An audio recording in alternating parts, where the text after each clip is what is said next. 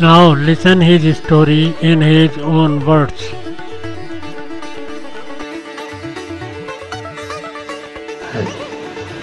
1989 में मैं Kanpur medical college में पढ़ता था।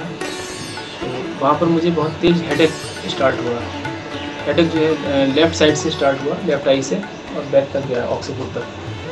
और उसके साथ ही सिंपल हेडेक नहीं था, प्रोजेक्टाइल वॉमिटिंग हुई, नोज़िया नहीं हो रहा था, केवल वॉमिटिंग हुई और बहुत दूर जाके गिरी। और उसके बाद मैं बेहोश हो गया। और करीब 2 घंटे में जब होश आया तो उसके बाद फिर मेरे लेफ़्ट साइड में ही, ये लेफ़्ट हैंड में हल्की नमनेस थी और राइट साइड मेरी पैरालाइज हो चुकी थी।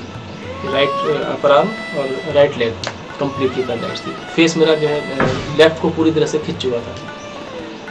अब वहाँ मेडिकल कॉलेज में अपने अस्पताल में एडमिट करा गया। उसके बाद कानपुर में उन्होंने CT स्कैन किया। CT स्कैन उस समय रिवील हुआ वो हैवजेड रिपोर्ट थी, उतना क्लियर नहीं आया। तो उन्होंने डायग्नोज किया कि हो सकता है एपिलेप्टिक फिट हो, उसके बाद इस तरह का ये कुछ मैनिफेस्टेशन आ गया हो।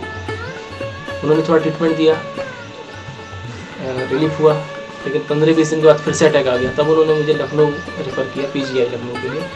लखनऊ PGI में फिर CT स्कैन हुआ, उसमें मुझे लेफ़्ट पैरासाइजिटल मेनिंजियोमा डायग्नोज किया गया। इस डायग्नोसिस के बाद फिर उन्होंने अपना एलोपैथिक ट्रीटमेंट देना शुरू किया, जिससे मेरी हालत और बिगड़ती चली गई। महीने में 2 की जगह 3 अटैक, 4 अटैक इस तरह से आने लगे। हर बार हेडेक होना, चाहे हेडेक कई बार लेफ़्ट होता था, कभी राइट होता था, इस तरह होता था। वॉमिटिंग ज़रूर होती थी और राइट साइड में पैरालिसिस ज़रूर हो जाती थी थोड़ी देर के लिए, पैरालिसिस टाइप में। और उसके बाद फिर मैं आपका नाम सुना, एक सेमिनार हुई कानपुर में 1990 में, 1990 में। तो जो स्टेट सेमिनार उसमें हुई, तो आपका एक लेक्चर सुना, हाई बुढ़ापा करके कुछ था। मैं बहुत इम्प्रेस्ड हुआ, करस्पॉन्डेंस शुरू की। आपसे मिला तो नहीं था, लेटर लिखा, और उस लेटर के जवाब में आपने कुछ मेडिसिन भेजी, जिनको मैंने लगातार लिया। समय समय पर आपका मेरे पास संबंध बना रहा। मैं आपको लेटर लिखता रहा, आप जवाब देते रहे।